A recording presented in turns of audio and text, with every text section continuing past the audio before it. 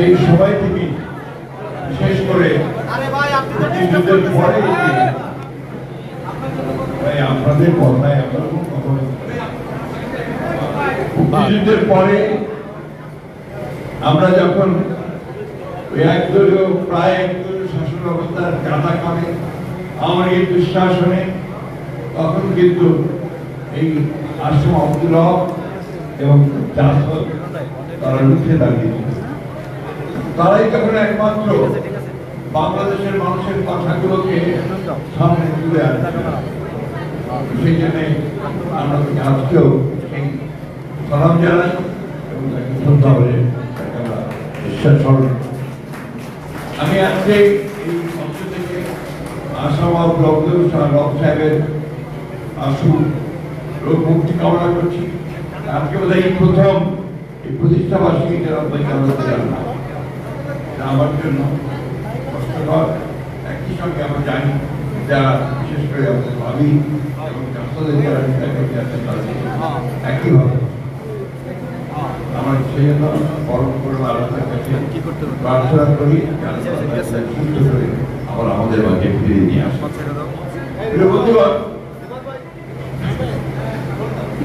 আজকে যে সংকট তৈরি হয়েছে, এই সংকট সত্যিকার অর্থে তৈরি করেছে বর্তমান সরকার এবং তাদের যে আপনার তারা যে কমিশন তৈরি করেছিলেন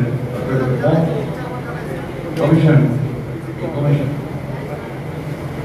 দীর্ঘ প্রায় 1 বছর 9 মাস তারা এই কমিশনের আলোচনা করছেন বিভিন্ন বিষয় সংস্কার বিভিন্ন বিষয়গুলো নিয়ে।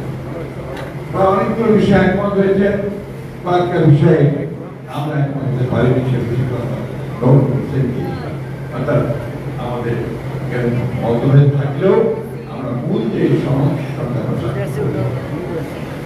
এটাই নিয়ম এবং এটাই সম্পূর্ণ নিয়ম যে আমরা যখন ইলেকশনে যাবো এই বিষয়গুলো থাকবে। আমাদের তাহলে আমরা সেই বিষয়গুলো আবার সামনে নিয়ে আসবো, সেগুলো আমরা পার্লামেন্টে পাস করে আমরা সেটাকে দেশের যে পরিবর্তন সেই পরিবর্তনটা নিয়ে আসবো। আর যদি আমাদের ভোটটা দেয় তাহলে সেটা বাদ হয়ে যাবে।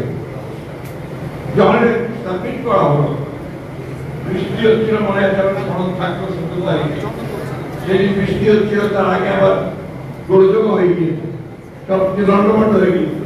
সেটাকে আবার ঠিকঠাক করে আমরা সমস্ত রাজনৈতিক দলগুলো যখন একমত হয়ে স্বাক্ষর করলাম, বৃষ্টির মধ্যে ছাতা ধরে দেখা গেল যখন এটা আপনারা উপস্থাপন করলেন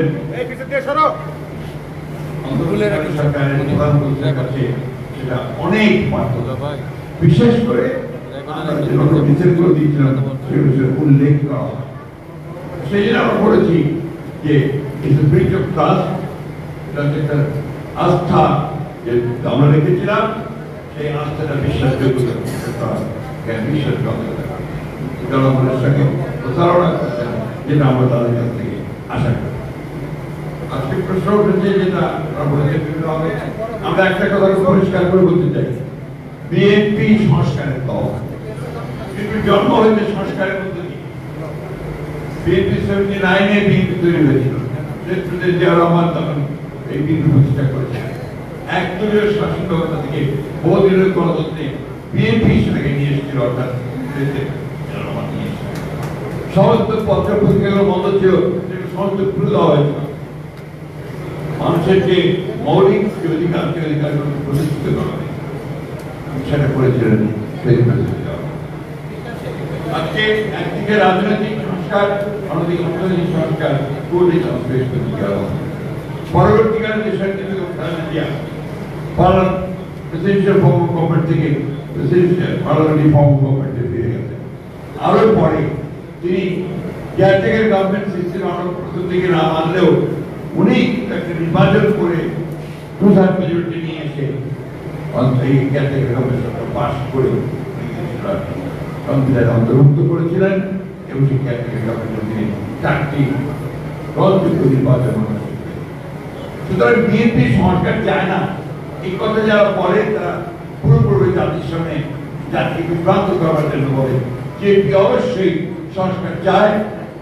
2016 সালে বিএনপি ভিশন 2030 সংস্কারের জন্য বিএনপি সমস্ত রাজনৈতিক দলগুলোর সঙ্গে কথা বলে আগে তখন ছিল 27 দফা, তার 31 দফা দিয়েছে সংস্কারের জন্য।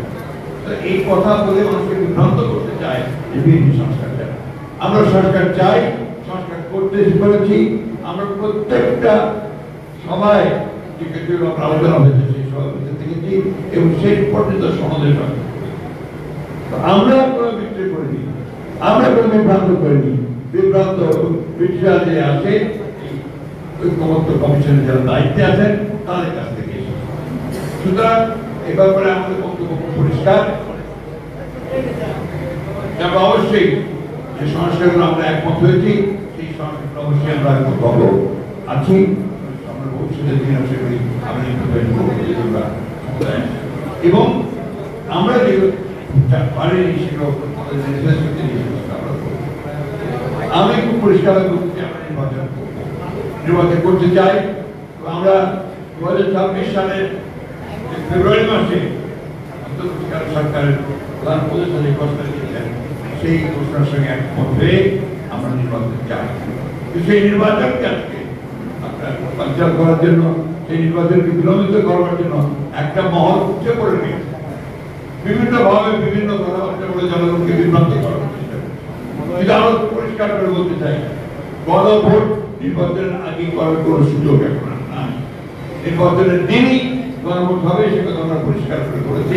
সেখানে দুটো ব্যালট থাকবে, একটি ভোট গণভোটের জন্য, আরেকটি জাতীয় সংসদে নির্বাচন।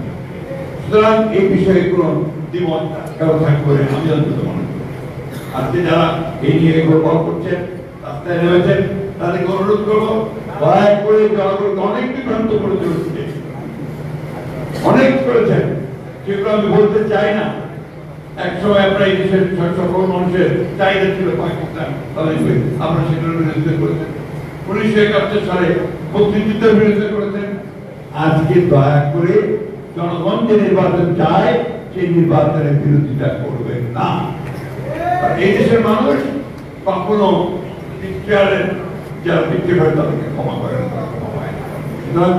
থেকে সরে আসুন, করুন, নির্বাচনের মধ্য দিয়ে জনগণের মতামত প্রতিষ্ঠিত হোক, এটাই আমরা সকলে চাই। জনগণ সরকার গঠিত হোক এবং এই সংকট থেকে আমরা উত্তর ঘটাতে পারি, সেদিকে আমাদের যাওয়া দরকার। আমরা অবশ্যই আমাদের মিত্রদেরকে নিয়ে, যাদের সঙ্গে আমরা দীর্ঘ 15 বছর লড়াই করেছি, একসাথে কাজ করেছি, তাদেরকে সঙ্গে নিয়ে আমরা সরকার গঠন করতে চাই। খুব পরিষ্কার কথা বলছি, জাতীয় সরকার গঠন করতে চাই নির্বাচন। সুতরাং এই ক্ষেত্রে আমাদের বক্তব্য পরিষ্কার।